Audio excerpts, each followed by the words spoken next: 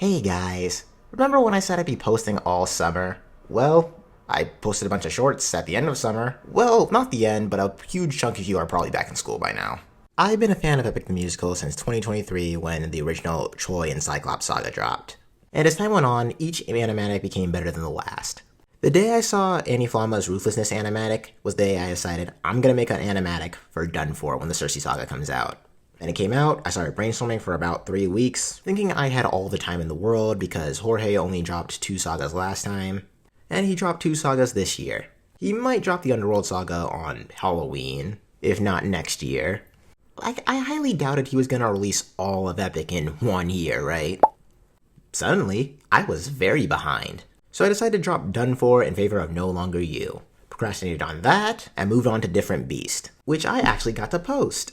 Sort of. Then the Wisdom Saga came out, and I kinda had to lock in, and make a little something before the Vengeance Saga came out. Yes, I love Ruthlessness, I love No Longer You, but Little Wolf just scratches my brain in just the right way, so that I didn't get sick of it after listening to it for almost a year. So off I went, to make an animatic that highlighted my vision for this song.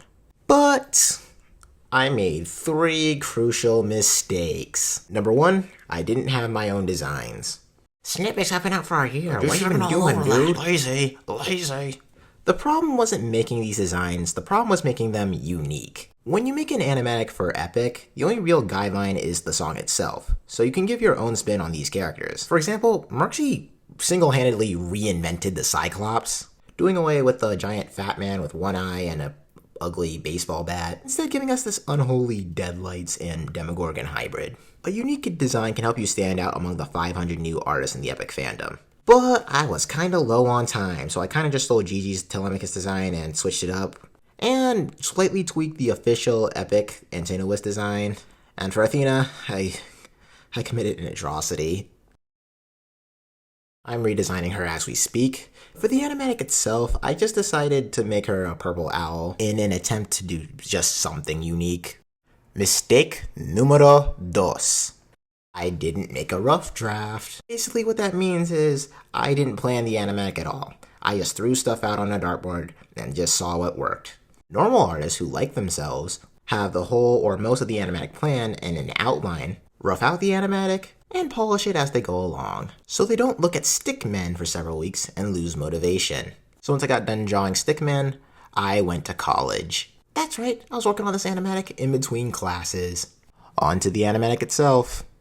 The idea was the animatic would at first be shades of red, whilst Telemachus was a light blue, highlighting the feeling of him being alone. And at first the beating just looks like a regular cartoon fight, until Telemachus starts bleeding, and the camera gets flecks of red on it. This shows Telemachus and the audience how much danger he's actually in. I wanted to try this one-piece impact frame that kinda goes on too long, but I still like the idea. Then, quick thought. Athena's symbol appears out of a black screen, inspired by DS Pokemon games. When a legendary Pokemon symbol would appear on the display screen, this version of Quick Thought is pitch black, taking away the red and blue, evening the odds. Telemachus, now equipped with Quick Thought.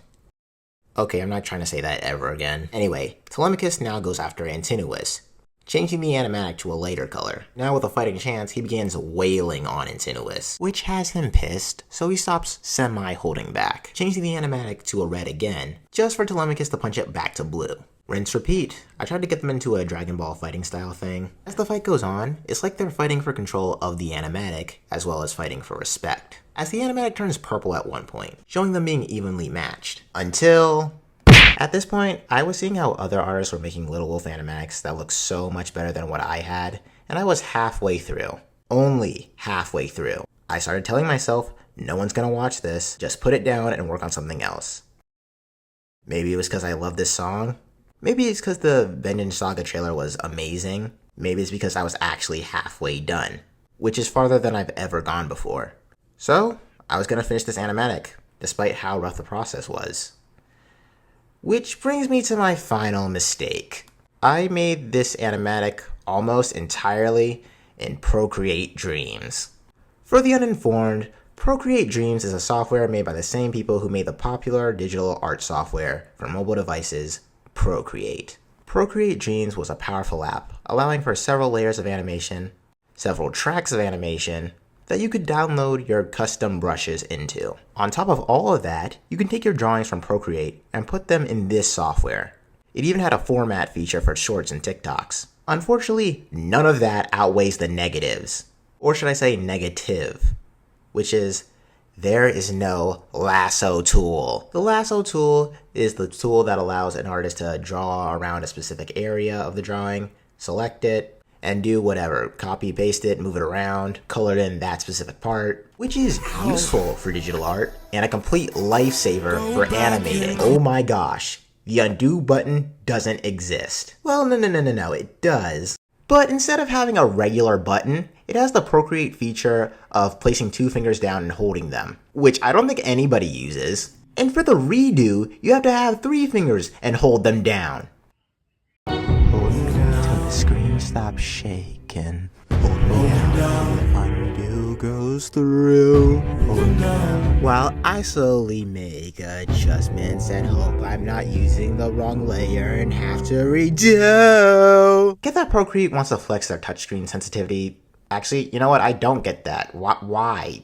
Touch sensitivity actually really frickin' sucks. There is no limit to how many times I've accidentally undone 3 minutes of work. This program has been out for almost 2 years, and the update they promised to bring the lasso tool still is not here yet. I'm not a programmer, I don't know how this works, so I won't say it shouldn't be this hard. I'm just gonna say releasing this program without the lasso tool is very incompetent. But my only choices at the time were Flip a Clip or making every frame in Procreate.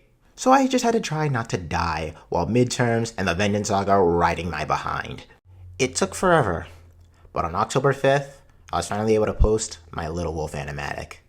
And I love it. I know there are parts that feel janky and the lip sync isn't as good as I would like it to be. I looked at this 3 weeks later and I was like, I could probably do way better than this. But even when I get time, I'm not going to. An important part of being an artist is learning when to walk away from a project. You will never be 100% satisfied with anything you do. You'll always look at something and go, I could have fixed that. Your job is to make it as amazing as you're able to. You'll have your whole life to make art. Hey, look at me, trying to be all inspirational. Don't watch any more of my animatics. I don't have a lot more, but they are on my second channel, Ben Letzel. I did this because I want to post more regularly here, and I know I will not regularly post animatics, which isn't something you should say when you're promoting a new channel, so I'm just going to show you guys this.